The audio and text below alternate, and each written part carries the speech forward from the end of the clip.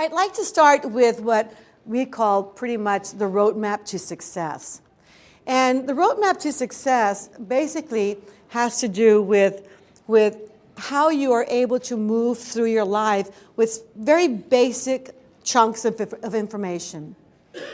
Really, the goal for us this weekend is to manifest the life of your own design. That's just in a nutshell, because you're going to see that it's much greater than that, far greater than that. But can you imagine what that little statement says? To manifest the life of your own design? So I'm asking you right now, do you know what that is? What kind of life would you like to have and live and joyfully live? You have a pad of paper in front of you. You might want to write down a few, maybe the adjectives to describe that life of your own design. Because unless we have a very clear idea as to where we want to go, you're not going to get there. You know, now you'll hear me say this time and time again, clear pictures, clear outcomes. So you want to be very clear about what is the life of your own design. What does it look like? What does it feel like? How would you be living and walking and talking? How would you be standing? Where would you be living? All these things are valuable to create an image in your mind, in your being, not just your mind, but in your being, that will give you a direction to go towards and to manifest that. We have several goals for this weekend. And of course, one's going to be for you to successfully learn how to apply the tools and techniques that we're going to be covering and make positive changes in your life. And that's the only kind of change that we're looking for, positive changes. And better than that, all right? We also want to know that you can create the life of your own design, as I've already mentioned, and to speed up the process of how to get from where you are now to where you want to go. Also along the way, we want to make sure that you are going to have with yourself, establish a constant connection to Source, universal energy, to God. You have your own name for that. And we'll talk a lot about that because I find that to be really vital. The quantum field, the intelligent energy field, however it is that you want to refer to it, we'll get to experience a lot more of what it is to work with that wonderful, loving, divine energy. Okay? Something else that we want to do is to find your life's purpose. Because it's important that we live with purpose. And of course, we want to talk about the inner purpose as well as our outer purpose, knowing that we are dualistic in nature. We're not just physical beings, but we're also spiritual beings. In fact, we're more spiritual than we are anything else. So again, we want to work with our purpose, both inner and outer. And I think the last one that was there was basically to enhance your intuition and be able to make wise choices and decisions and be able to do the right thing, not only for yourself, but for others, to be able to use your intuition in a very effective way. Now, a lot of what you have read about the Silva Method, we're going to cover probably more than you expect, because I tend to cover a lot of ground in a short period of time. I jam-pack it all in there, so you'll get ready for a nice ride, okay? All right.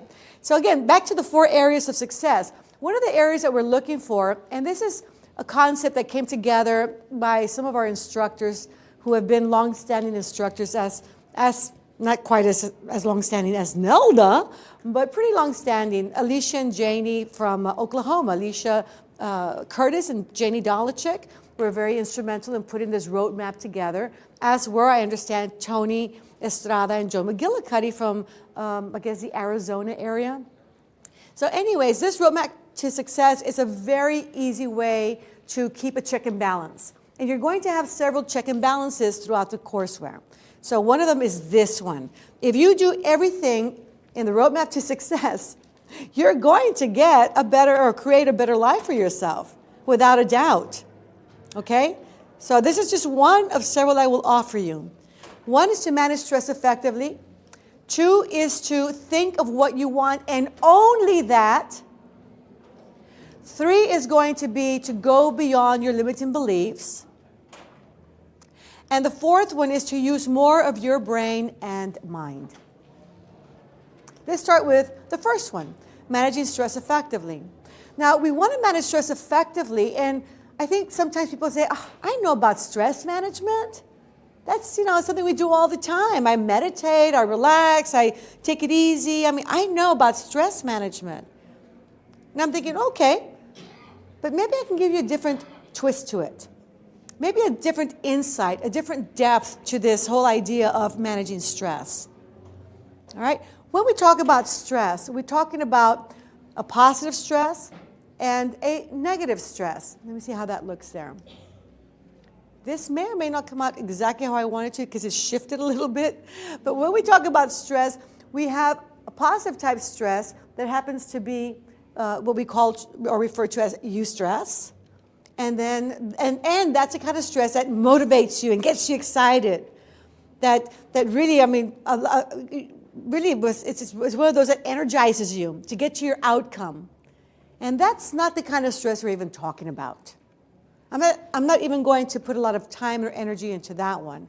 I'm talking more about that negative stress, the stress that really paralyzes you or holds you back, that affects your health, affects your relationships, your performance, and above all, really, really, really and truly affects your whole life more than anything else. And we need to learn how to manage that stress very effectively. Now, anytime you experience stress, you're going to have a reaction towards stress. And that reaction is really under your control. A lot of times people say, it's not under my control, that's just the way I am. No, that's not just the way you are. That's the way you've learned to be. And you can manage it, you can modify it, change it, or eliminate that particular reaction. Okay, and we'll talk more about all that. Now, as you're going to see, and I'll explain all of these things to you as I go along, anytime you experience stress, what happens in your body? How do you experience stress? Think about a time when you did experience stress just a few minutes ago, maybe. Getting over here. Some of you went to the wrong hotel, and others may have been rushing with traffic. Maybe registering today at the registration desk and finding a different price for your room or whatever it is. Taking a flight over here, making a long distance, trip to get here today. Think of any kind of stress that you have experienced most recently. And as you think about it, how did you react to stress? What was your reaction like? Any comments? Anxious? Okay, sure, we feel anxious. Maybe tension in the muscles. Oh, the stomach feels a little funny. It gets maybe a little cringy, or mine kind of cringes a little bit. My legs get weak sometimes. The heart starts to beat faster. Your eyes tend to narrow. And you get a little maybe fearful of certain things. What do we call this reaction? Well, anxiety reaction, but we also call it the fight or flight response. Because when we experience stress, we are going to trigger the fight or flight response. And the fight or flight response is a response to perceived danger. It's not even danger. It's perceived danger. Uh-oh, something's going to happen kind of thing. And when we trigger the fight or flight response, all these things happen inside our body. Our heart starts to beat faster. Blood pressure increases. Eyes narrow. Brain frequency goes up. Inner processes are put on hold. Digestion stops. Healing stops. Blood cell production slows down. Blood goes to your arms and legs and getting you ready to run or to fight. So many things happen. Chemistry is released into your system that works against you in many cases. And a lot of times we find that these days, we trigger the fight or flight response for our lost keys, or because we're a few minutes late to a seminar, or because we got stuck in traffic, or because somebody said something in the way that you don't like for them to say it. Certain pitch was just not right, or what they're wearing is not right. how they have their hair combed. It's just not right. And we trigger the fight or flight response, and along with that, we trigger all these other things in our body. So how many times do you think you're going to stop digestion and raise your blood pressure and your heart rate? How many times are you going to release chemistry into your body? How many times are you going to do all these things because you lost your keys? Or because the water came out of the shower head cold or not warm enough? How many times? And how many times do you do this in one day? Now notice something here that's a little interesting. The part that I want you to notice is that fighting and fleeing are behaviors, are they not? They're behaviors. Yet, at the very core of what triggers those behaviors or the fight or flight response is not a physical behavior, notice. Most people are going to trigger stress for 5 reasons. And pretty much everything falls within those 5 reasons. There's a feeling of abandonment, rejection, hopelessness, helplessness, or when things seem like they're out of your control. Most people react the most to rejection and when things are out of their control because we're such control freaks. Well, we just are. But notice, what are those? Are those behaviors? Hopelessness, helplessness, abandonment, or the feeling of abandonment or rejection?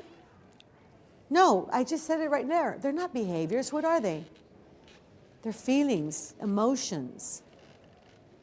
So, interestingly enough, the fight or flight response is a response to perceived danger that was meant to help us to survive. We've survived. Look at that. We're almost 7 billion people on this planet. We have survived. So it's not about our behaviors to run away from danger or fight to save our lives.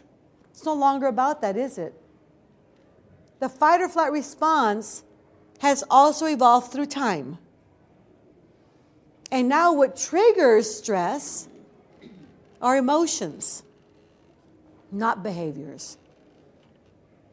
So if there is a part of you that is in charge or responsible for 90% of all of your health challenges, it's your emotional part, your emotional being. And that is what we need to look into.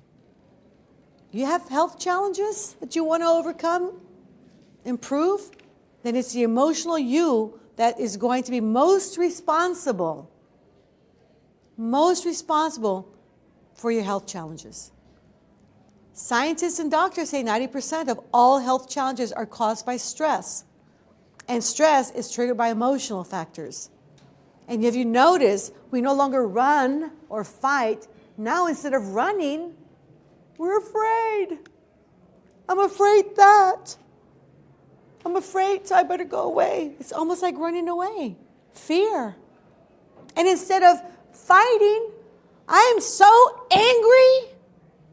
I am really angry. I feel like punching that person out, but I'm civil, so I'm not going to do it. But if I could, I would, and some people do, out of anger. So the fear part has taken over, or replaced the running, the fleeing, and the anger has replaced the fighting. Those are emotions. And everything really is fear-based. Emotions. So it's the emotional you that we need to look into, the emotional you that we need to work with, because that's what's taking over. Interesting. Because the thing is that we live with stress day in and day out, and we need to ask ourselves, what am I afraid of? What am I so angry at? Because those are the things that cause you to trigger the fight or flight response how many times a day? How many times in a one day do you get angry or get afraid of anything? And even the slightest amount that you trigger the fight or flight response, which means digestion stops.